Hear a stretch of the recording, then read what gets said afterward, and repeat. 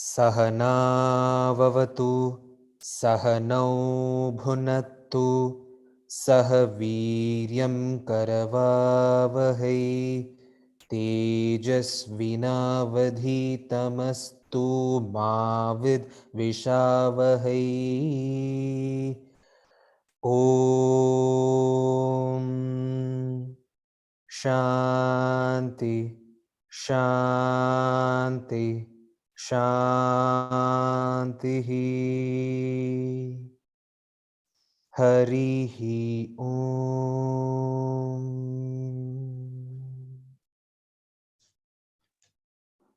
Warm welcome to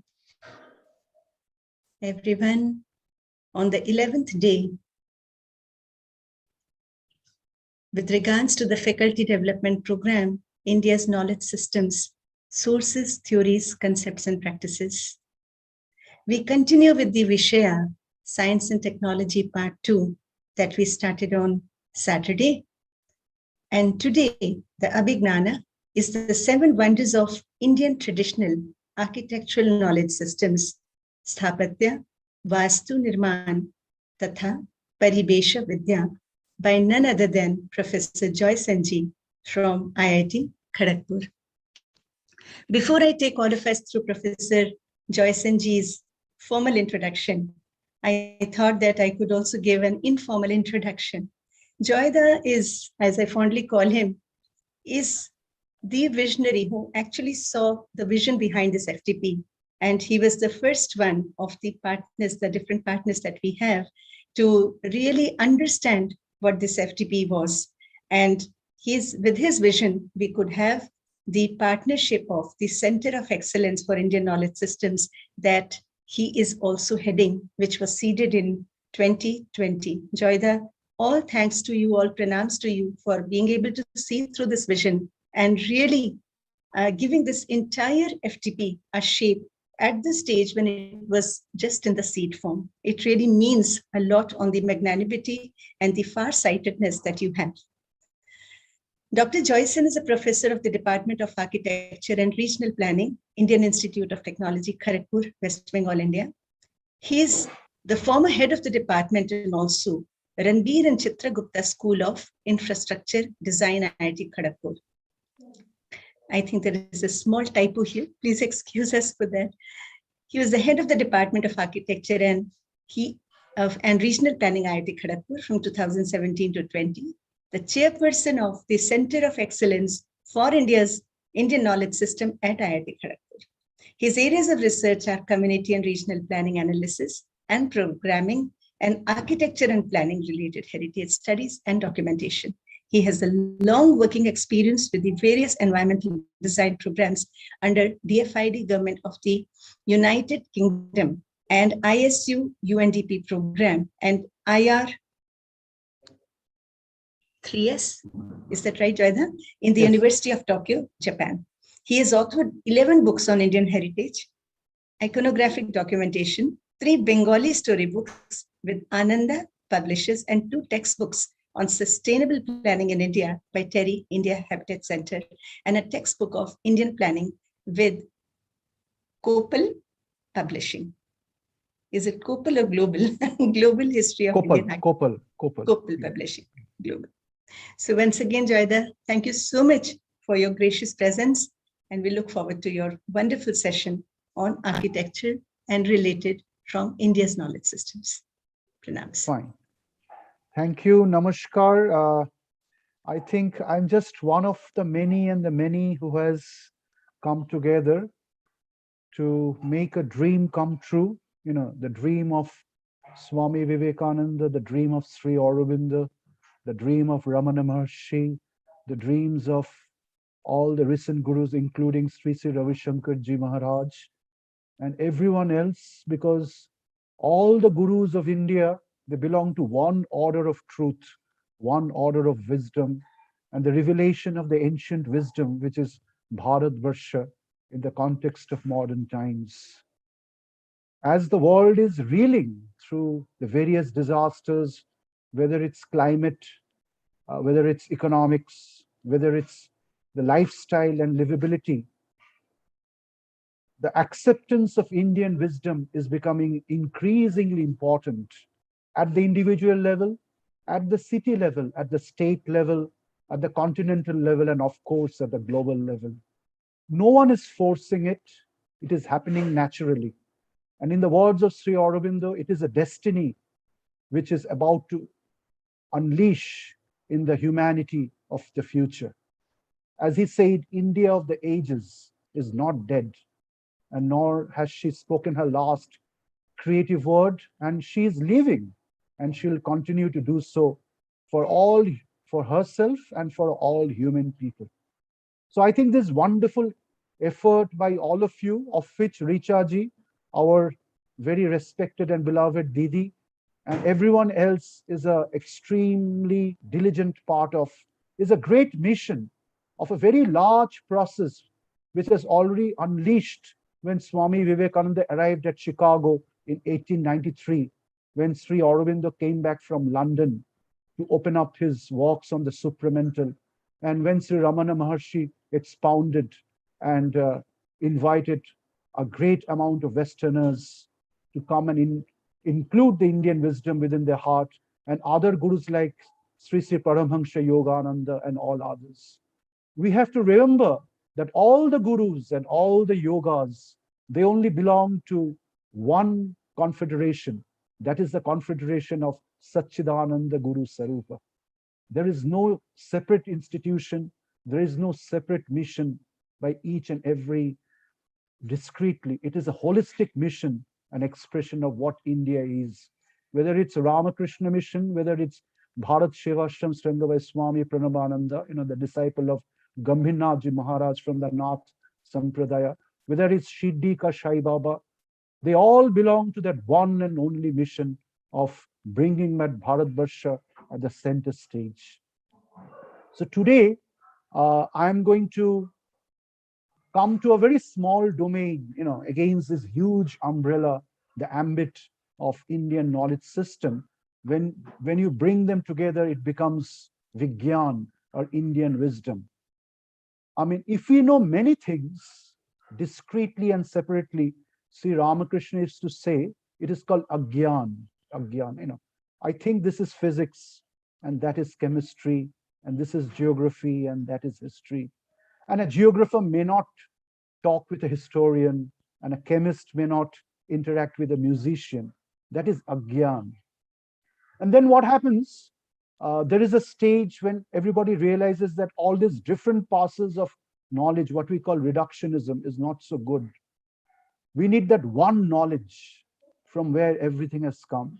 Sri Ramakrishna says, one of the living exponents of Indian spirituality, Sri Ramakrishna says, it's called Jnana. It's called Jnana. Then you reach that highest absolute truth, which is beyond this diversity. But then there is a third level. Then there's a third level when, in light of that one knowledge, which is Jnana, you know all the other diversities and the heterogeneities and the variety as that manifestation of that one and only one. That is called Vidyā. That is science. That is Vidyā. Sri Aurobindo calls that the supramental. It's there in the Isha Upanishad, and it's there in the Gita. I'll start my discourse with that great sermon which Lord Vasudeva, Sri Krishna, gave in the battlefield of Kurukshetra with the Pandavas and Kauravas standing opposition. The beauty of Indian religion is that it is just not Brahminical, it is also Kshatriya. Because most of our sage kings were also kings, they are Kshatriyas. And Gita is a sermon which is in the battlefield. And Sri Krishna says, Sarva bhutastatmanam sarva bhutani chatmani ikshate yoga juktvatma sarvatra shamadarshana. I mean, he is a yogi and a complete yogi who sees everything in that, and that in everything here. And he who can combine the two extremes of knowledge, which is transcendental there on the other side of infinity, with what is immanent here on this side of infinity. To me, oh dear Arjuna, he is the greatest yogi. So with this background, I have the humble pleasure to introduce a small domain of Indian knowledge system, which is Indian architectural knowledge systems. And I'll just expose to you the Indian architectural knowledge system. Is my PowerPoint visible to all of you? I just wanted to confirm. Hello? Not yet, Joyda, not yet. Not yet? No. Okay, so I think what I'll do, I think I'll unshare it. I think the screen is shared. Let me see. Maybe now, yes, we start. Yes, now it is visible. Yes. Okay. So with this background, let me start a deliberation of what I think. This is my own little thing. I may be half right, I may be half wrong. The 7 wonders of Indian architectural knowledge systems, Indian architectural knowledge systems. And this is something which is very, very important for us to understand, that Indian architectural knowledge system is not something which is separate from the highest knowledge of India, which is Vijnana. So it says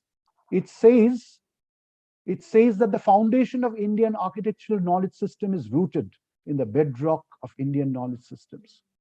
And the origin of Indian knowledge system, which belongs to the domain of architecture, which is Sthāpatya, Vāstu, Vidyā. So Sthāpatya is the science of installation.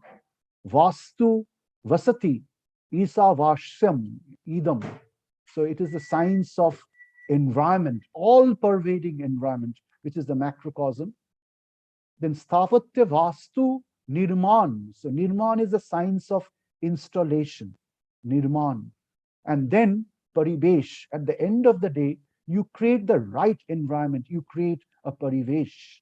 You create an external environment which is so important that it has the strength and it has the power to inspire the individual to become a slightly better human being. So there is a reciprocity, there is a connection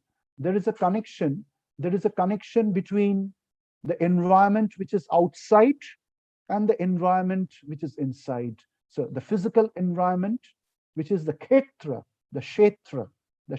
which is outside, and the internal environment which is guided by the inner spirit, which is the Kshetragya or the Kshetragya inside.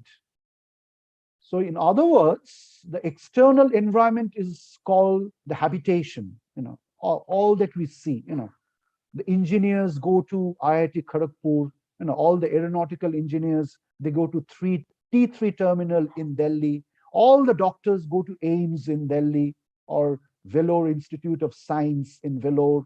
All the geographers, they go to the Mountaineering Institute in Darjeeling and so on and so on. So these are all the habitations. But what the doctor practices in a hospital, or the aeronautical engineer, what he practices in the airport, or what anthropologist, what she practices in the field, they all converge to that single domain of human knowledge. So every habitation or kshetra has a habit behind it. So knowingly or unknowingly, it is actually the complementarity between the kshetra and the kshetragya, which is habitation and habit. So the complementarities that remain between the habitation and the habit, between the kshetra and the kshetragya, is the whole goal and onus of Indian architectural knowledge system. In modern architecture, or so-called what we call Western architecture, the predominant emphasis is only on the external environment, on human comfort, on human leisure, on human pleasure, on human recreation, on human income, livability, and money making. But here in India, there is an equal emphasis on inside.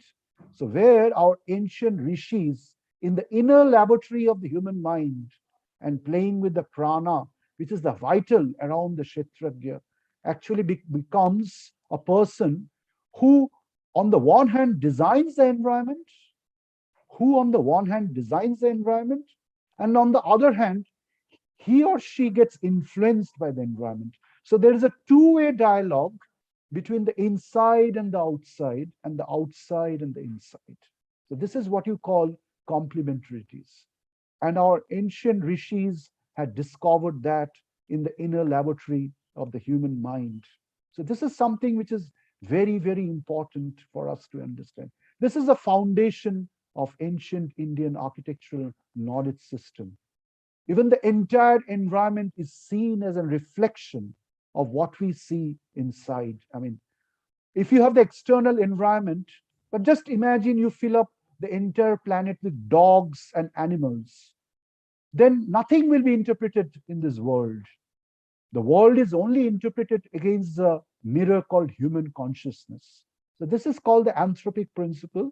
And this was the dialogue between Gurudev, Rabindranath Tagore, and Sir Albert Einstein. And they argued initially, and then Einstein agreed that the Indian view is the most scientific view, what you call the anthropic principle. The entire universe is an anthropocentric universe. But Indian philosophy and Indian way of life does not stop there.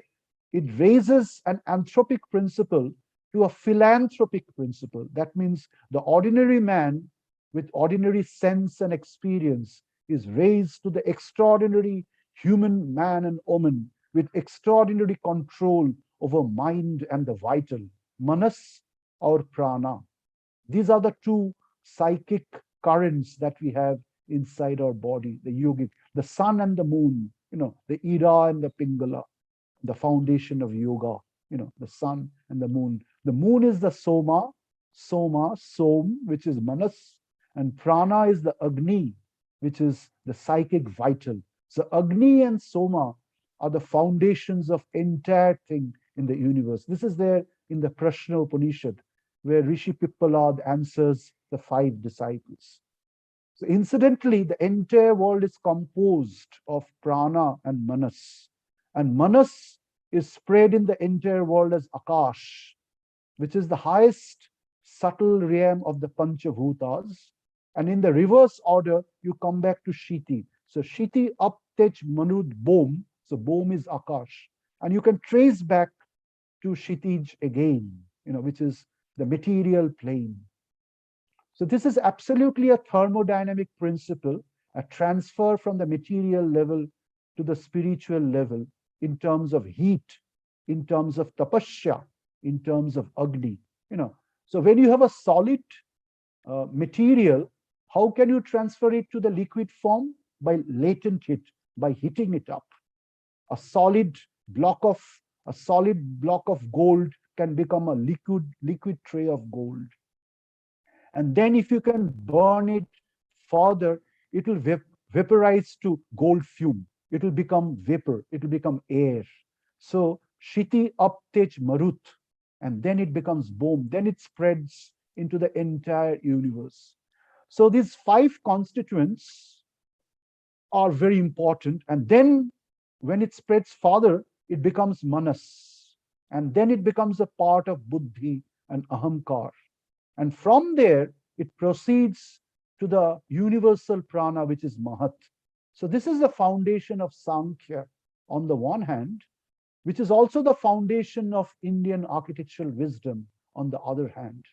So Indian architectural wisdom is extremely intertwined with the foundations of one of the most ancient rishis of the world, to which all the systems of philosophy owes their roots. That is Maharshi Kapila or Sankhya Darsana. So this is something that is very, very, very important for us to understand, whether it is yoga, whether it is Vedanta, whether it is any other kind of darshana, whether it is Tantra, whether it is the philosophy of the Greeks, whether it's an idea or a construct by Plato or Hippocrates or Heraclitus, everything is owed back to the original offerings by the great rishi, which is Maharshi Kapila. These are the words of Swami Vivekananda, including Buddhism. The ideas of Buddha are also rooted in Sankhya. Chitra, Chitta, Chaitya, Sutra, the Maha Nikaya, the foundation of Shetashara Upanishad. They're all rooted back to that ancient foundation of the 8-step knowledge system, the Pancha Buddha Manas buddhi, ahankar, and finally beyond that, the mahat. So the individual mind becomes the collective mind. The individual vital becomes the collective vital. The individual soul becomes the collective soul. The Atma becomes the Vishatma. So this is like a fantastic, mathematical building block of numbers. Shankhadarshan Junior calls it the Chaturvinshati Tattva, and Shankhadarshan Senior calls it the Tetrish Tatra or the Chatrish Tatra of Kashmir Shaivism by Abhinava Gupta and Utpal Gupta and others, which is coded in the Shetashvatara Upanishad. So this entire hierarchy of 24 plus 1 plus 11 principles above it is the whole foundation and the hierarchy that is portrayed as the lifeline of Indian architectural knowledge system. So with this background, so this is a small background. We just have an hour. It is not possible to explain each and everything. So with this background, let us move on. Let us move on. So it is very interesting to see that everything in India, whether it's cooking, culinary habits, it's actually consecrated and forwarded and dedicated to the divine. Whether it's temple arts and dance forms, it's dedicated to the divine. Whether it's elocution or an oration on a stage, it's dedicated to the divine. Likewise, whether it's a hospital or an institute or an airport, that is also dedicated to the divine. So in India, everything has a divine origin. What do you mean by divine? Is it something magical? No. Is it something otherworldly? No. Is it something beyond? No. By divine, you mean the science of interconnectedness. When we are not connected, when I don't understand the pains of Richadi, when Richadi does not understand my pains, we are divided. We are not divine. But the moment we understand each other, we approach divine. So the science of divinity is a science of interconnectedness, which is the foundation of modern ecological sciences. So very interestingly, what is an invention in the West is actually a discovery of ancient Indian wisdom. So likewise, our entire Vāstu, Sthāpatya, Nirmāṇ Vidyā owes its roots to the divine rishis, the Sapta rishis, and one of them is the rishi of Vasu Vidyā, and his name is Vasishta, who is the Lord Sage of the terrestrial sciences, Vasu Vidyā. And he guards the spirit of the world, which is called Vasava, the Lord of the earth. And he forwards the science of construction and environment, which is called Vasatu Vidyā, which is built sciences. And in that sense, he maintains the terrestrial balance, which is Vasundhara, which is earth. And then within that, he, the power, the Adya Shakti, makes all the dwelling, which is Vasati. And he becomes the supreme sage of the Saptarishis, who is Vashishta. And finally, he dedicates the entire world of creation to the supreme, all-pervading divinity, Isa Vasam Yidam Sarvam, the first sloka of Isha Upanishad, who is Vasudeva. So if you look at all these words, they're linguistically, etymologically rooted to the Sanskrit root of Vasa. Vasa means to dwell. So Vasu, Vasava, Vasatu, Vasundhara, Vasati, Vashishtha, Vasudeva are all rooted in that one and only eternal divine word, which is Vasa, Isa Vasyam Idam. And its origin goes back to the 7th mandala of the Rig Veda, which has been written by the Parampara of Vashishtha. And here you see one of the earliest, probably this was written 7,000 or 10,000 years back. Today through archaeoastronomical softwares, by tracing the planetary constellation, it has been proved that many slokas of Rig Veda were probably composed 6,000, 7,000, 8,000, 9,000 years back, which proves the Aryan invasion of 2000 BC to to be an absolutely a fake theory, a wrong error, the widely popularized errors in the words of Sri Aurobindo. Anyway, so coming back to the seventh mandala, you find the great sage Vasishtha, the great sage Vasishtha, who actually invokes Vāstu Vidyā, and he mentions the Lord of environment, which is Vastaspati, the Lord of Vāstu. So you get the first mention of Indian ancient architectural wisdom in the oldest literature of the world, which is the Rig Veda, which is based on the principle of Agni. And here he is mentioned as the guardian of Swasti, Swasti Sadanam. You can see it at the end. That means Swasti is sustainability. Swasti Shanti, Saniti, Santi, Om Santi. So the Vastuspati, the Lord of the environment, is in charge of restoring the peace. And he is also a witness to our action. So he's Sakshi Mahi, and he is just watching what we are doing. He is indwelling in the environment. He is encircling it in it. He is the witness and the protector. He is benign, he is vibrant, he is comfortable, he is delightful, he is opulent. So these are the descriptions. Now the beauty is, these words have entered the West over history, over the last 3,000 or 4,000 years. Like Vasa, which is a spatial word, is also found in the English word base. Or boss, which is the center of a wheel. A charka, or a sarka, or a circuit, which is the boss. The nabhi, the nave of the wheel, the nave of a church, which is circular, an apsidal end. Or a omnibus, which is an ancient Sanskrit word which had entered the Latin. Vestibule, which means a space encircle, that we use in communication or locomotive engineering. Or Vesta, which is the ancient Etruscan Roman goddess of habitation and abode. It's very interesting to see that about 1,500 years prior to the birth of Christ, the ancient Romans, the Etruscans, the Turuscans from Turkey who settled in Italy, from Anatolia to Italia, they had a god who was a goddess who was also very close to the spirit of the Indian goddess Vasatu, and she was known as Vesta.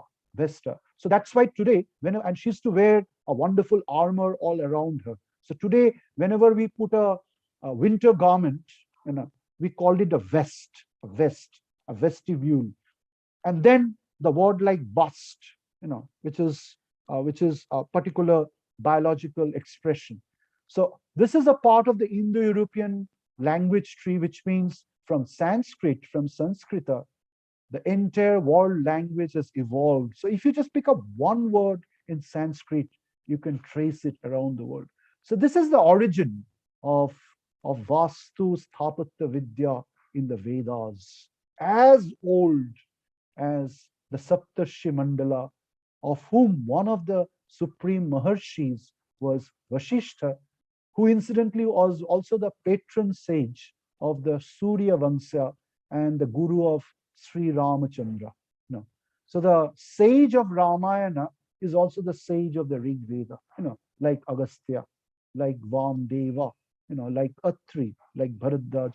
They all belong to the Saptarishi, the Pleiades, the Ursa Majoris. So this is absolutely fantastic. This is absolutely amazing to see that the origins of Indian architecture is as old as the origins of Indian spirituality.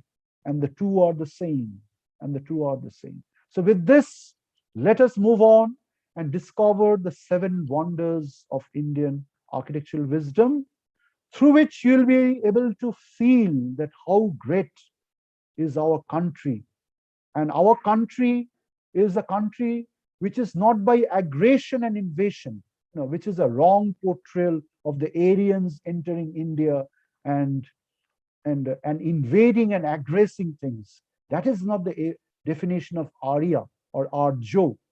But the definition of Arjo is by adaptation, is by acceptance, by assimilation, by peace, by harmony, which the German and the English historians before and after India's independence were not able to understand. So they absolutely misinterpreted the Indian scriptures and wrote the wrong books on Indian history. So today a time has come to absolutely correct right at the root of all these books that we have and the wrong notions and the wrong applications that we are doing on a day-to-day basis.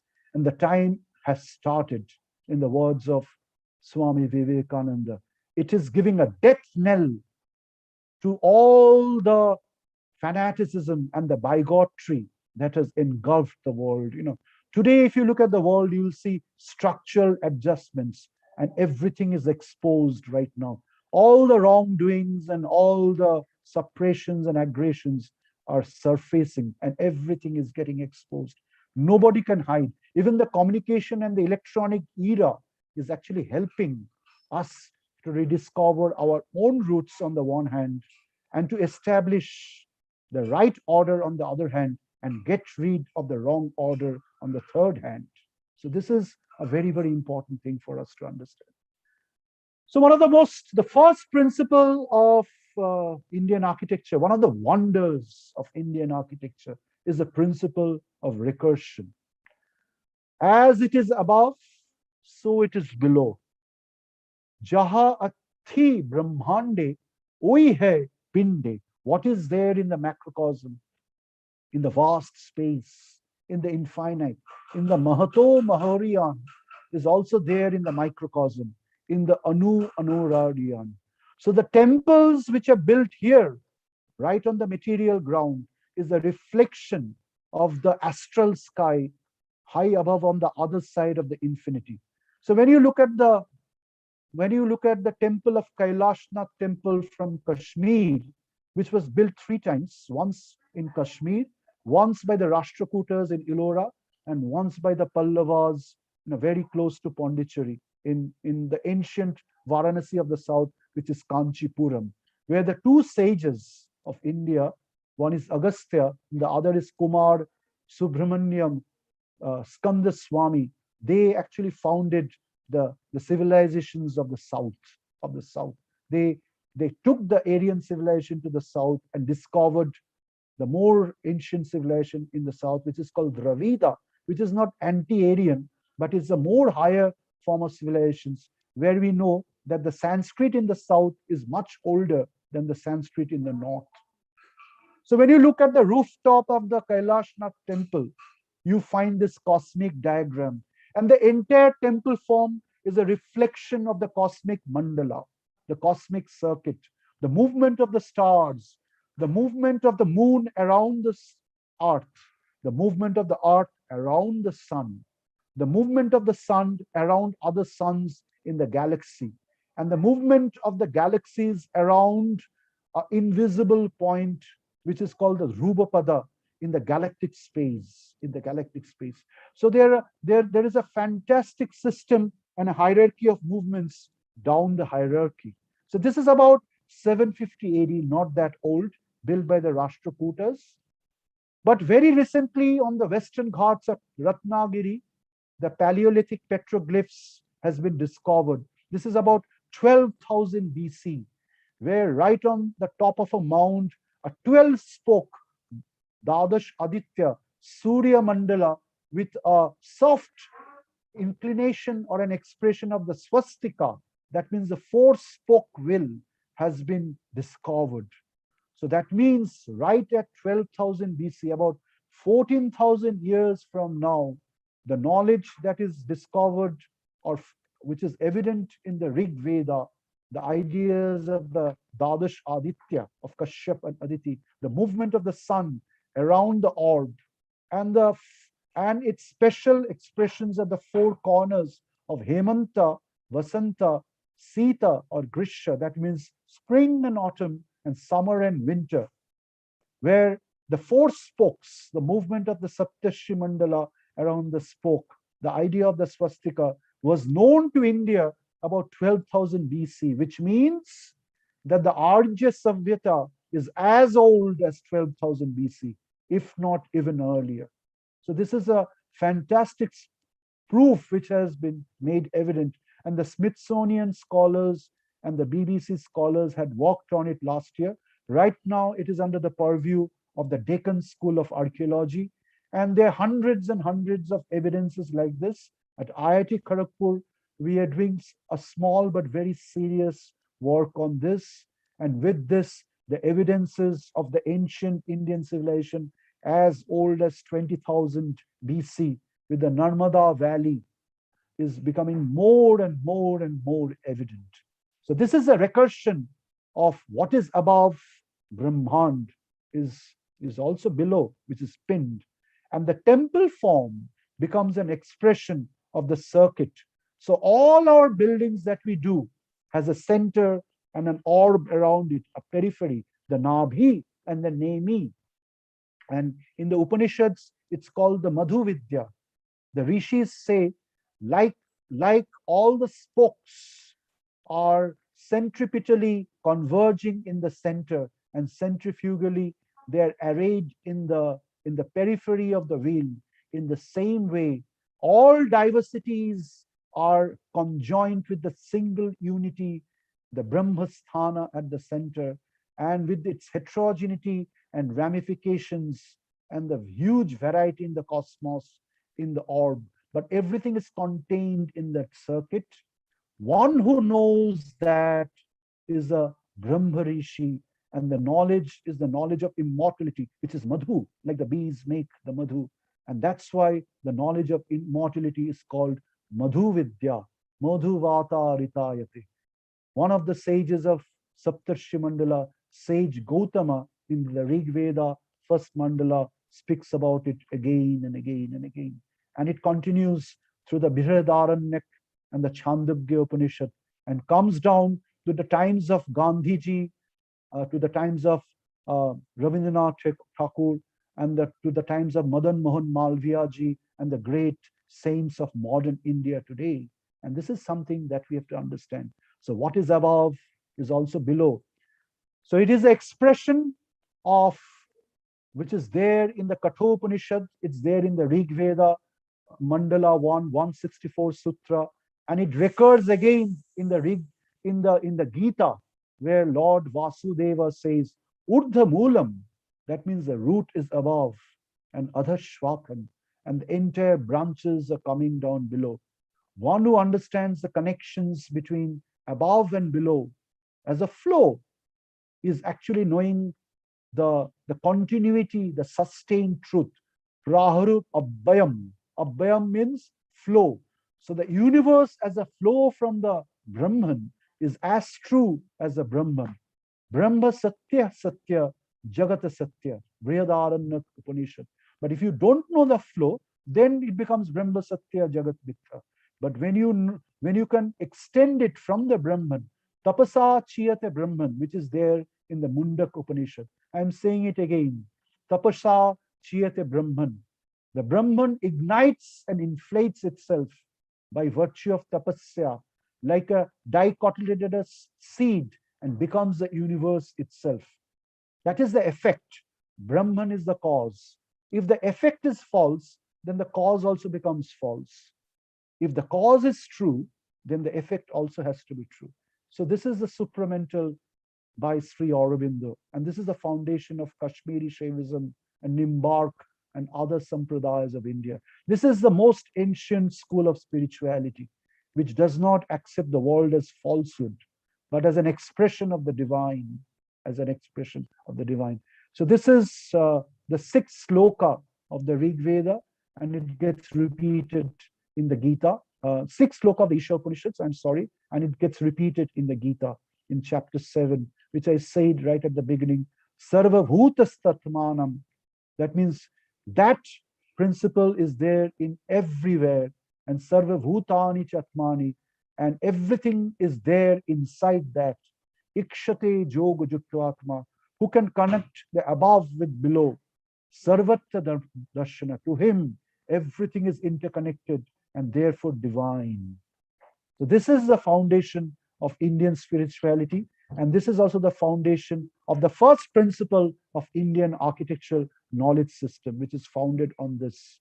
And this is analytically depicted in the form of a diagram, which Dr. Fritjof Capra has explained in the book called The Tao of Physics. So isolatedly, the line A may not be the line B. The line A may not be the line B. But the line A and line B is just the projection of a cycle, which is going round and round. So I am thinking this is geography and that is physics, and they are not connected. But in architecture, the materials that we used is all about physics, material physics. What is its latent heat? What is its melting point? What is its viscosity? Accordingly, you use cement or you use plaster. Accordingly, use the mortar, or accordingly use the tiles. And then the other thing is geography. So accordingly, you make the house. Accordingly, you place it in a particular site. So geography and physics is very interconnected. So if A is geography, is B, if B is called physics, then the two are cycling each other like a chakrabat parivartantati. So the linear dynamics, which is isolated, becomes non-linear, and it becomes connected. And it becomes one single shape grammar. And that is the foundation of the mandala, which we call the geometry of fluid forms. Akhanda mandala akaram, akhanda mandala akaram, baptam yena chara acharam. So that is the foundation of the Vishwashar Tantra, the Guru Gita, the Guru Gita. So the entire orb of the universe is connected. Though we say this is something and that is something, and Rashtram is not connected with IIT Kharagpur, and MIT is not connected with IIT Delhi, but ultimately MIT and Rashtram and IIT Kharagpur and IIT Delhi are all working for one cause, that is the upliftment of humanity, of all human beings in the universe. So this is a dream of Sri Aurobindo: one confederation, one nation, one world, one world, one world. So what the United Nations is talking today was sung by our ancient rishis thousands and thousands of years back. Sarveva Sukham, what was sung at the beginning of this session by Raviji and others, So that is the foundation. That is the foundation. And this idea is found in the environmental cycles in terms of evaporation and condensation. And so the water that comes down from the clouds into the ocean is back into the clouds, and the clouds take that back to the mountains in the form of perennial snow. And then the snow comes back in form of the rivers. So this is the eternal cycle which is going on and on and on. Chakrabat Parivantate. So this is a discovery, this is an invention of modern Western ecological and environmental sciences, what we call life cycles. But in India, in the Rig Veda, in the Atharva Veda, in the Sama Veda, in the Jajur Veda, it was there for thousands and thousands and thousands of years. So this is, and the architectural knowledge is actually the connect between the two extreme worlds. And this was portrayed by a great scientist, philosopher of 20th century, Sir Jagadish Chandra Bose, who is actually the father of modern Indian science. And this is what he wrote: "O Ganga, where do you come from?" And Ma Ganga replied, "From the hair locks of the great god of eternal time, Mahakal. I am coming from there, and I am eternally flowing from the Himalayas to the ocean, and from the ocean back to the Himalayas as Akash Ganga." So as fluid Ganga, I'm coming from the Himalayas to Sagar Sangam, and from Sagar Sangam to the Himalayas, I'm flowing back as Akash Ganga. So that is why Ganga is also known as Akash Ganga, and incidentally, Akash Ganga is the foundation of the Milky Way, the galaxy, and the galaxy, which is a dolphin, a Shishumar, is actually the foundation of the Mandala, and the Mandala is actually the foundation of the Vāstu Purusha Mandala, and the Vāstu Purusha Mandala is actually the foundation of all that we do while designing a building or a hospital and everything. So you see, the entire science of building and environment is actually founded on this entire idea of time cycles and space cycles. Bhagirathi Utsha Shandane. So this is called the life cycle analysis. And this is depicted by this wonderful demonstration from physics, which is the cyclic pendulum. I think I need to speed up a little more. And it is actually described by the data distribution, which is called data management. And very recently, it has been described by the ascent and the descent of human mind, which is by Abraham Maslow, which is called the hierarchy of needs, where Maslow had portrayed the hierarchy of minds initially grafted by Sri Aurobindo into the external hierarchy of needs. So there is a wonderful book which correlates Maslow and Aurobindo, which is by Joseph Vrinte, If you have not read that book, anyone, kindly have a look at that book. You'll see the huge connections between modern ecological sciences and ancient Vedic wisdom, as rediscovered by Sri Aurobindo and as re-established by Abraham Maslow, Ken Wilber, and others. So that is the understanding of time cycles, hierarchy of sustainability of habits and habitations. So with this, the discussion becomes simpler. So we come to the second wonder. We come to the second wonder of Indian architectural knowledge system. The depiction of a mirror, the depiction of the mirror, which is a principle of recursion. So what is actually getting reflected in the celestial sky is also getting portrayed as design in the material plane. And these are the words of Swami Vivekananda. I'm not reading because we don't have much time. So the entire macrocosm above is actually the reflection of the microcosm below. So the future generations of tomorrow is actually the reflections of the past generation of the ancient heritage. So Om Kratu Smara, Krita Smara, that is Isha Upanishads. So please remember what was done and act accordingly in the future. So one is Purva Archik, and one is Uttara, that is future. So Purva is just not east, it is past. And Uttara is just not north, but it is future. So the Samaveda is divided into the two concepts of time. What was done by the rishis in the past and what shall be done by the rishis in the future. So when Swami Vivekananda was attaining Siddhi in meditation, he was attaining the same Shruti that was attained by Maharshi Vrigu millions of years back or thousands of years back. So the Shruti remains the same, but it is only the Smriti which differs from time to time.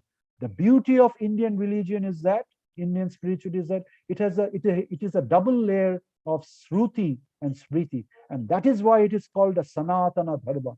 It is not dependent on a single avatar or a single prophet or a single guru. It is dependent beyond on the Sanatana realization by all the sages, thousands and thousands of them, by all the Mahapurushas, millions and millions of them, to which a single guru or a single institution is only a subordinate. And that makes India Sanatana Dharma. That is the beauty of India. So even if you take out Rama and Krishna out of the Indian pantheon, nothing happens to the Vedas, the Shrutis. I mean, you cannot destroy Indian spirituality. So when the Westerners came to India to invade, they found nothing to invade because it was so deep. When people entered that depth, they changed. Because if you want to enter the depth of India, you have to change yourself to understand the depth and then enter. And when you change, you become a better human being. You cannot invade. Then you became someone like William C. Jones or Abraham Maslow or A.L. Basham. You become a wonderful Indophile. And then you cannot invade. Instead, you start eulogizing India. So that is the beauty of India. Nobody can invade India by nuclear bombs or everything. India has nothing to fear. It is Sanatana. It is Sanatana. So the entire depiction of the mirror is in terms of a chandelier. The description is there in the Chandelier. So there is only one light in the Chandelier. And in all the other glass particles, that one light is getting reflected by total internal reflection. And when you look at the chandelier, you can see 1,000 lights. So you see that one as many. Eka sadvipra bahuda vadanti. That's what the Rig Vedic or the ancient sages had said. This is the beauty, that one truth has become the temple of Kailashnath or the temple of Tanjore or the Matri Mandir at Auroville or the Kalkaji temple or the Bahai temple in Delhi. Everybody in different names and forms is worshipping that one and only one. That is the architecture of India. So that is the beauty of Indian ethos. And to portray that, it's portrayed by various principles like Vajra, the double Trishula, the Kal Chakra, the Vajra Mandala, the Vāstu Purusha Mandala. So these are different shape grammars and geometrical forms. I mean, I need a lot of time to explain each and every, but I am sure I'm addressing a very enlightened crowd and they're understanding what I'm trying to hint at. So with this we move on to the third principle, which is a sacred diagram of the mandala. So by this time, you must have discovered what a mandala is. So the Penguin Dictionary of Symbols, where great scholars like Moshe Eliade, Joseph Campbell, Marija Gimbutas, and others, they have discovered the mandala. And today, mandala is a part of the Western and modern literature. There are also Christian mandalas or Islamic mandalas. And this is a little book by mine, Global History of Indian Architecture, which is taught in many architectural schools today. So if anybody is interested, you can have a copy of this. And there's a fairly large description. And I've authored this book with one of my students who is an intern at National University of Singapore right now, Dr. Akshata Mohanty. And so we too authored this book. This is by Kopal. And we had spent a lot of time. So there's a huge description by Akshata and a lot of diagrams done by her. And I did the research part of it, and we authored this book.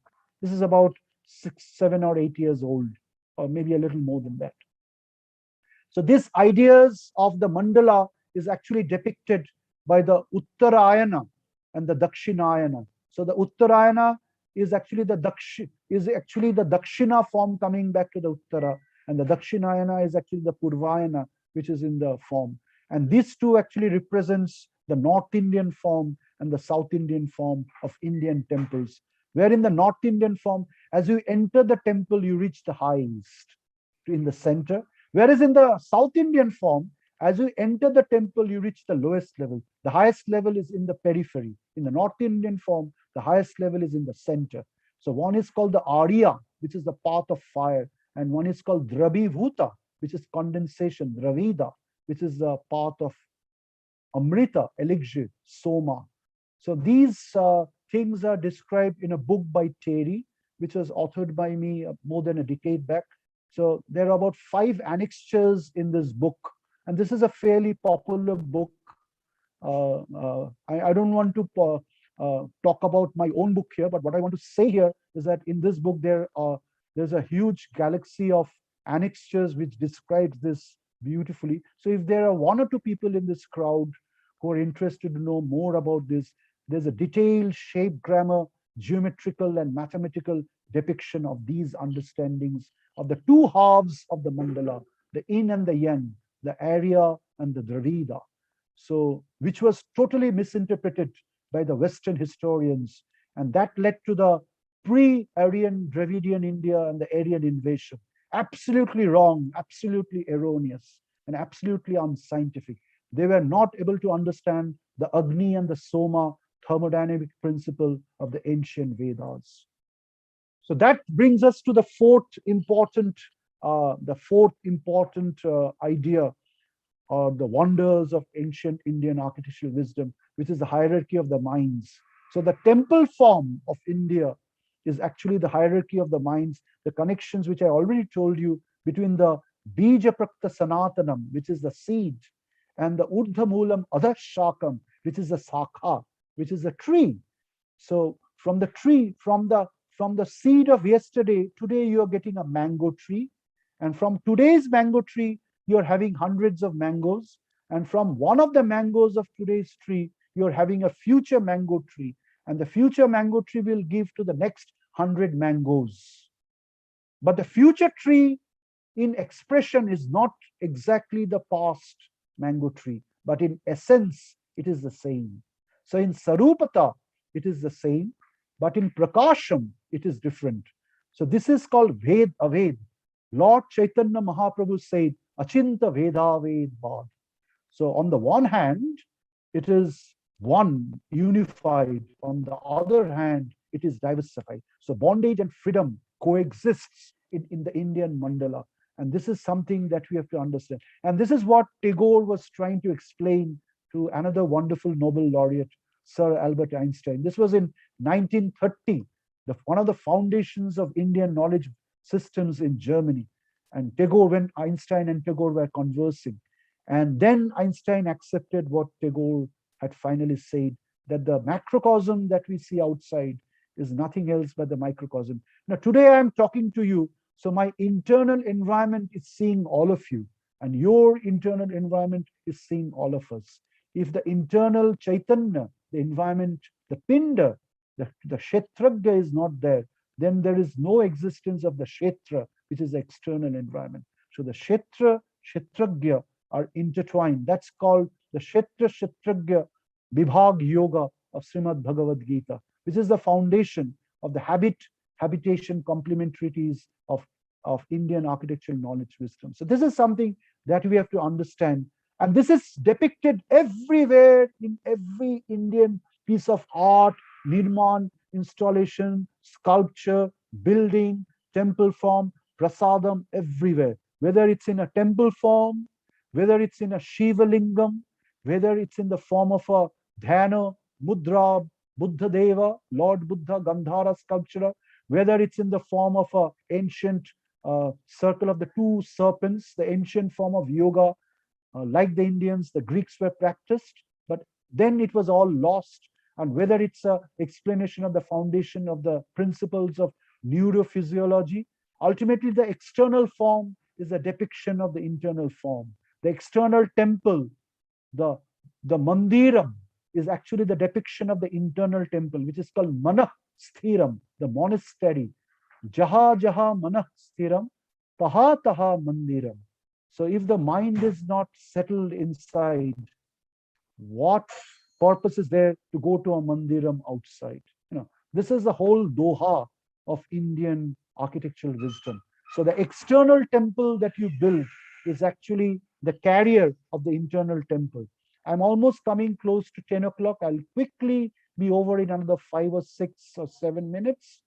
So we come to the fifth point, which is the ascending hierarchy of needs. And this is a book that I was talking about by Joseph Rente. And this is a foundation of the Sthāpatya Vastavidya, from the outer temple to the inner temple. And Swami Vivekananda says that all these resonations of logic and fighting with each other, the bundles of discussions and arguments and conferences and seminars, they're all fine. They're all good in their time. But let us try to make things simpler and bring about the golden days when every man will be the worshipper, and the reality in every man will be the only temple, the only object of worship. That is Satya Yuga, and that is coming in the 23rd, 24th, and 25th century. The world is changing. And one of the domains of Indian knowledge system, which is architecture, Sthāpatya, Vāstu, Nirmāṇ, Paribeśa, Vidyā, is probably a very important domain to understand all these things. So this is the fifth wonder. And that leads to the principle of Tapasya, Agni Shikha. So that's why the highest point of the temple is called Shikhara, which is in the center, as compared to the South Indian form, where the highest point of the temple is actually in the periphery, which is the Gopuram, because things are calming down. So Go in the Vedas, it's not cow, it's light. Avam Manasa Gocharam. Go means light. The light rays. So the light rays are compared to the cow. So this connections between the Gopuram, which is the South Indian form, the Drabhibhuta, the descent, and the North Indian form, which is the ascent, which is Agni Shikharam, are the twin sides of Indian architecture, above the Vindhyachal and below the Vindhyachal. The upper crown was maintained by Vashishta Mitra Varuni, and the lower crown was maintained by Agastya Mitra Varuni. Vasishtha developed the North Indian school of Indian architecture, and Agastya Maharshi developed the South Indian school of the Dravidian school of Indian architecture. So this is actually the true history of Indian architecture, which needs to be rediscovered, not only rediscovered, but taught, not only taught, but be understood, and not only understood, but be practiced, and not only practiced, but to be meditated upon by everyone, enough by us, whether in a school, inside a cave, or in an ashram, or in a temple, or under the tree, or on your bed inside your own house, because everything is a mandiram. So the whole premise of Vāstu Vidyā is to convert the physical plane into a mental plane, and the mental plane into a cognitive plane, and a cognitive plane finally into a cosmological all-pervasive plane. So this is the idea by Norbert Wiener of MIT in the 1930s, who understood Indian philosophy, and he rediscovered an ancient wisdom which is called cybernetics. I wish I had some extra time. I would have discussed this in much detail, but I'll request all the great scholars of today who are going to be the teachers of tomorrow, teaching Indian knowledge system, to kindly have a look at all these things. And like I struggled in the last 25 years, 30 years, I mean, I had nothing. I used to earn just a little bit of money, but I used to spend money in getting books, meeting sadhus, going to ashrams. This is about 25, 30 years back. I knew nobody. I did not know Dr. Richa Chopra. I did not know IIT Kgp. I only had an international degree because I did my master's abroad, but I was struggling to understand all this. I went through the entire Rig Veda. I went through the works of Sri Aurobindo. I read Norbert Wiener. I read Maslow, which was becoming famous that point of time. So you have to read and talk to people, mix with people, come down to the grassroots, go to book fairs, have respect for others. Then only you start learning and understanding things. And even today, I am still a student. I'm still learning. Even just 3, 4, 5 days back, I learned a new thing which I did not know a week back. And that understanding is improving my understanding of today. So I consider myself as just a senior student. There's no teacher in this world except Akhanda Satchidananda, who is the only guru who can teach. All of us are just his students. Today, I'm just sharing all these things with you just because I'm a slightly senior person, and that's it. I don't have any other right. Who has given me the right to sermon others? I'm just an ordinary person trying to share what I have gathered in the last 25 and 30 years with all of you. If there is anything which is right in all that I'm saying, it is because of the Guru. And if there is anything which is wrong, which I've shared with you, I am personally responsible. Yeah. So that is the way of education. So with this, we come to the last wonder, which is the crisscross. Which is the crisscross. So this is Urdha Moolam Adha Shwakam as against the Adha Moolam Urdha Shakam. So it is based on this, the Indian temple form, the Indian temple elevation, the development of the mandala. They're all improvised. About 2,500 years back, it was argued in the school of Athens by Plato, between Plato and Aristotle, the guru and the shishya.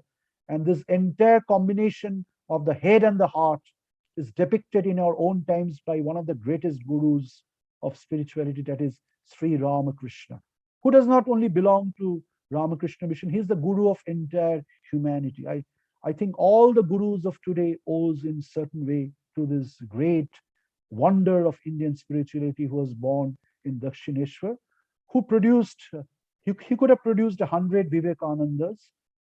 One Vivekananda was enough for India's resurrection and resurgence. Yeah. So that is something which we have to understand. And in ancient Greece, this is called the balance between the Apollonian and the Dionysian, which was developed by Friedrich Nietzsche. So the knowledge of Indian architecture is actually a world knowledge. Plato said, you need the higher knowledge. Aristotle said, no, you need materialism. Then Plato said, but if you don't have a higher philosophy and a higher goal, then materialism will take us to destruction. That is exactly what is happening right now. We have the best computers and the algorithms, but people are having disease, lifestyle disease, and there is so much of corruption because there is no values and ethics. And material level is going to material development. Material development does not have a higher goal, because from the material level we have to reach the moral and the ethical level as taught by Lord Buddha. And from there, it is only from there you can move on to the spiritual level. You cannot jump from the material level to the spiritual level without the ethical and the moral values. So this is called the hierarchy of needs. And the temple form, the shikharam of the temple form, is actually a physical symbol of this evolution of the hierarchy of minds. So this is something that we have to understand, the seventh wonder of Indian architectural wisdom, which is the crossover. And this is how India's sacred space is depicted. The Char Dham at the center is at Vindu Achalam, which is Vindhyachalam, just south of Kashi. The Chatur Vedi, the four things. And this is also the foundation of the Garden of Odon, or Adonis, or Eden in the Old Testament, from where the Islam has derived the four square garden, which is called the Char Bagh. So every religion in the world, knowingly or unknowingly, has this same truth. They all belong to that same order of truth. Religions are at the second level. Spirituality is at the highest level, where it is sovereign, it is universal, and it is all humanitarian. And that is where Indian architectural wisdom takes you to. So this was portrayed in the very ancient text of Ramayana, where the Atharva Veda in the Ashwamedha is seen in the mandala as the base of the Navagraha mandala. And in Putreshti Yagya, the Atharva Veda takes the crown. It's called Atharva Shiroshi. So we have done a strong research on this, the two swastikas, clockwise and anti-clockwise. And this is a book, so if anybody is interested, you can download this. We are working on this project with the Ministry of Culture, and IIT Kgp is producing the first encyclopedia on the discovery of Ramayana as a book of science, as a big book of cosmic knowledge. So we are working on this. This is just a clue. This is a very, very, very important slide to understand. Ashwaveda, which is death, sacrifice, and Putreshti, which is birth and resurrection. The whole of Christianity also, about 4,000 or 5,000 years later, the death and the resurrection of Christ is also based on the same principle which is portrayed in the Ramayana. And the two swastikas of the Indus Valley civilization. I hope all of you are following what I'm trying to say, because there's so much in here. And you can see this is, so one belongs to the black school, the Krishna Jajur Veda, and the other belongs to the white school, which is the Shukla Jajur Veda.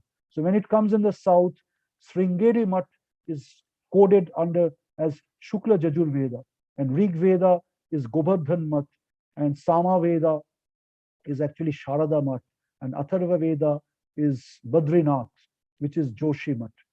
Incidentally, the same module as portrayed in Ramayana was followed by Adi Shankaracharya to describe the Indian space. So the left-hand side mandala is the microcosm. The right-hand side mandala is actually the macrocosm. There's so much to discuss here, but I'm just giving you the clue. So this is a foundation of Indian architectural wisdom. So the aim is to go and reach this level, which I've already shown you. And this aim very recently has been discovered by a lot of great minds. I'm just mentioning three groups.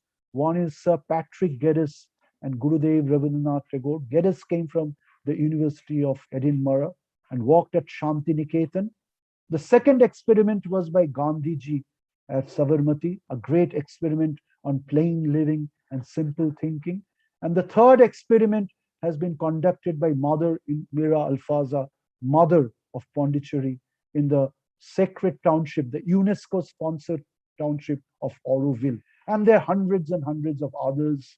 So this is the future of Indian architecture and global architecture, where people will live not in aggression and invasion, but with green principles as a way of life. So before you start cutting the trees and change the environment, you cut your own ego and you become a better human being. And then you won't feel like cutting the trees outside. The one changes before you change the environment outside. So the first change has to come inside. The second change has to happen outside. So Attanamakshathaya Jagadhitaya cha. Don't think about the betterment of humanity. First, heal yourself. Physicians, heal yourself. This is from Luke, the New Testament. First, you heal yourself, and then you start healing others. First, you get that level of understanding, and then you start imparting it to others. Otherwise, a blind man or a blind woman will be showing another blind man and a blind woman. And that is exactly what is happening in modern education. And that is why most of modern education is a failure. So this is the whole of the Indian ethos, which is at the doorsteps of Bharata Tirtha.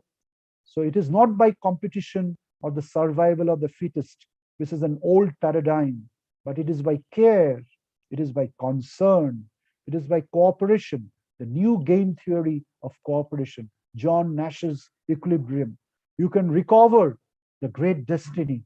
So the journey of the Ganga from the Himalayas to the mountains, and the journey of the Ganga to the sea, and from the journey of the Ganga from the sea back to the mountains is the eternal journey of life itself, of evolution itself, and of humanity itself.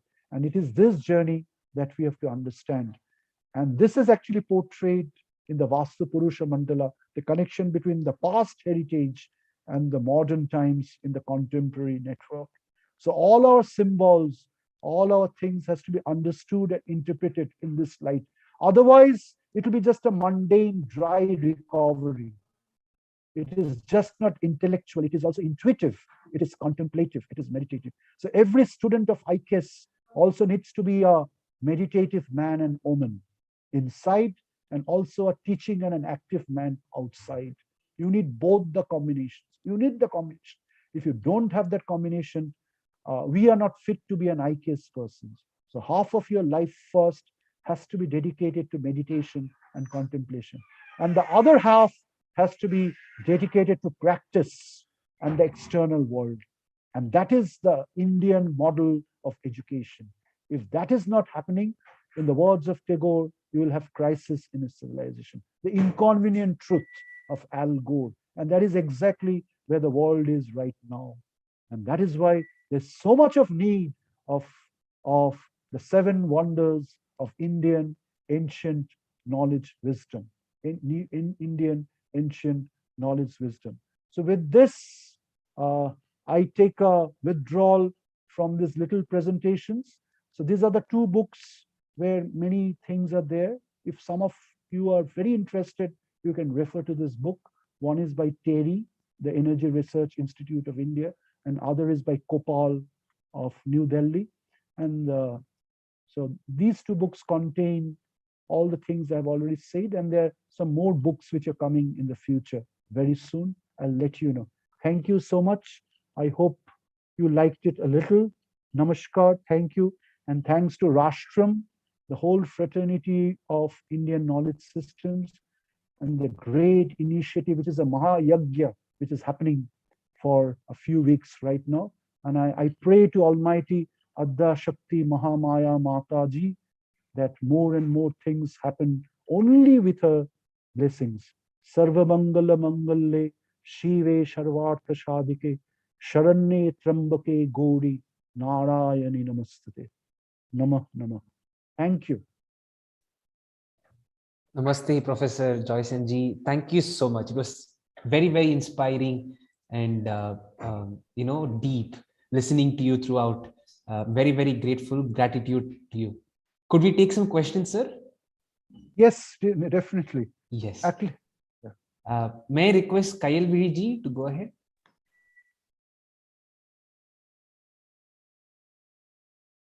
Ma'am, please unmute yourself.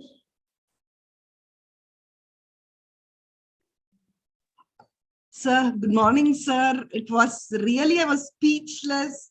It was such a wonderful session I have ever heard. And the kind of interconnectedness of the spirituality, the engineering, the physics, it was really marvelous. I have no words to express. Now, my question is, on the topic of microism, the slide which you had shown. Now, I am a biomedical engineer. So in the neuropsychology, if I want to have a better knowledge in it, how do I go about the journey? I just wanted to know. Thank you so much, madam, for your kind words of blessings, because you are like my Didi, my elder sister. So it is always a great feeling to have a blessing from an elder sister.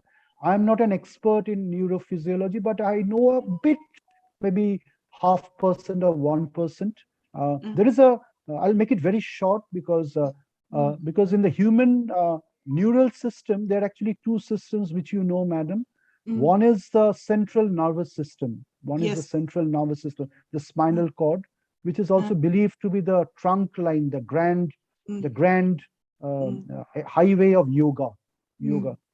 But in addition to that, the human body also has another nervous system, which is the autonomous nervous system, which is the systems of ganglia. And even till date, the highest science of medical sciences and neural sciences have not been able to discover the full utility of the ganglia, because the ganglia is independent of the central nervous system. And there is one portion of the ganglia which is connected with our navel, the Nabhi chakra. And there is another portion of the ganglia which is connected with our dorsal portion, which is the heart. And there is a third portion which is connected with the base of the brain, the basal ganglia, which is a zone of thalamus, the pineal gland. It is believed, and I've read from a letter by Swami Vivekananda to one his guru brother, he said that the true discovery of a yogi, of a person discovers when a person realizes that he or she has become a yogi, is to transfer from the central nervous system to the ganglia system. So what happens in the central nervous system, you remain within the body.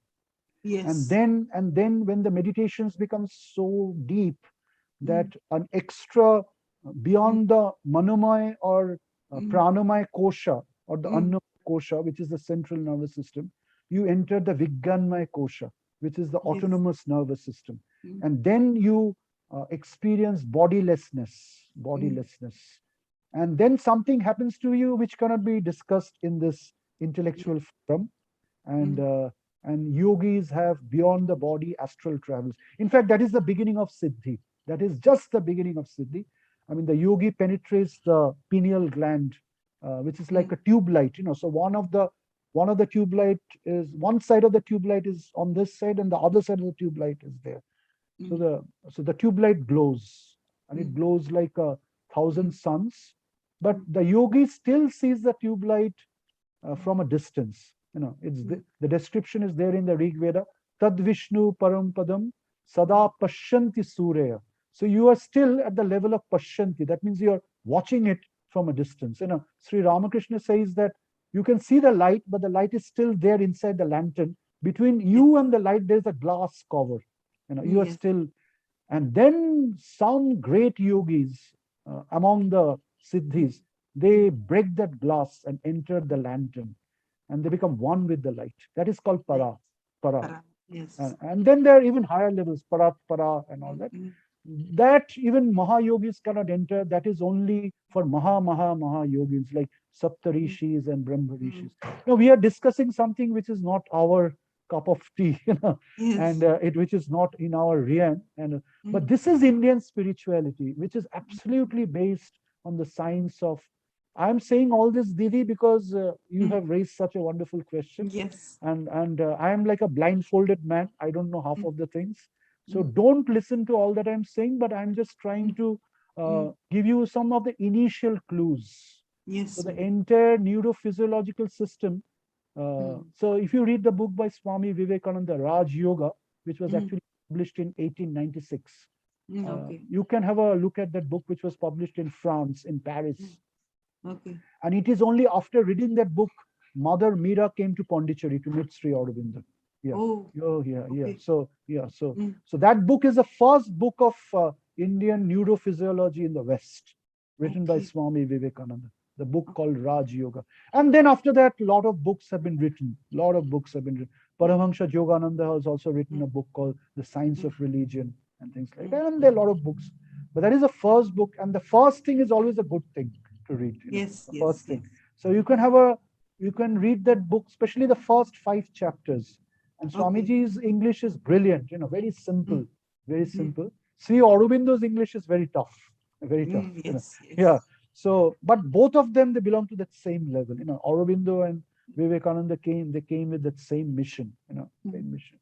And now other gurus are there. So this is the clue, and this is where one can focus.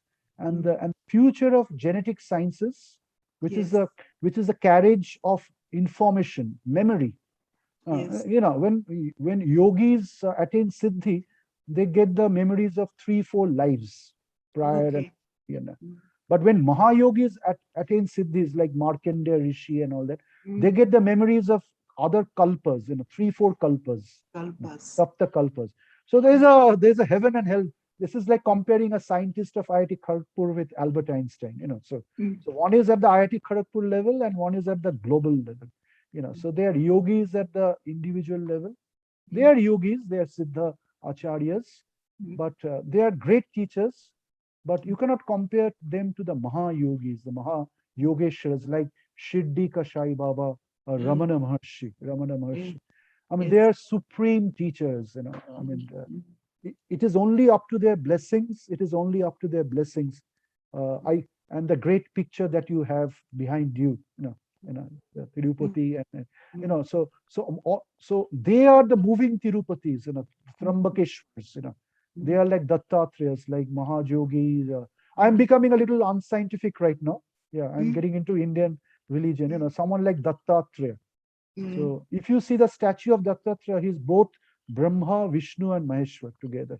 What does it mean? It means that he knows the entire principle of creation, the entire principle of sustenance, and the entire creation of recreation. Because there's nothing called destruction.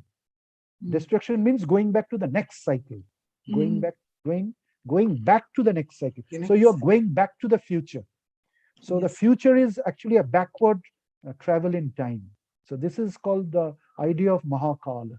So today the beauty is, madam, quantum physics is actually discovering all these things. Robert Penrose, from Arduin, Schrödinger, Heisenberg, and all that, which I did not discuss today because I'm not an expert in that. So today, quantum physics is slowly the Schrödinger's cat is dead and Schrödinger's cat is alive, which means the yogi is both dead and alive. That means his first death is beyond body. So if you are beyond body, you are dead. If you are beyond body, it means you are dead. But actually, you're alive.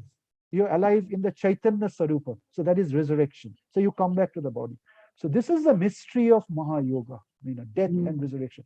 So in the New Testament, Jesus Christ is actually one of the sages of India, perhaps, who had actually gone to the West to start Christianity. That is a different story. I don't want to get into that. So in the Gospel of Christ, you discover Kashmiri Shaivism, the ancient principle, and which is also there in Maharashtra, Veer Shaiva Vasaveswara, and Gandev, and Shirdika Sai Baba. They all taught that same lineage. So everything is interconnected. All gurus are speaking in the same language, but in different expressions. And somehow we think that this guru is slightly different from our. That is what we think. Yes. But the gurus at their level, they're all one.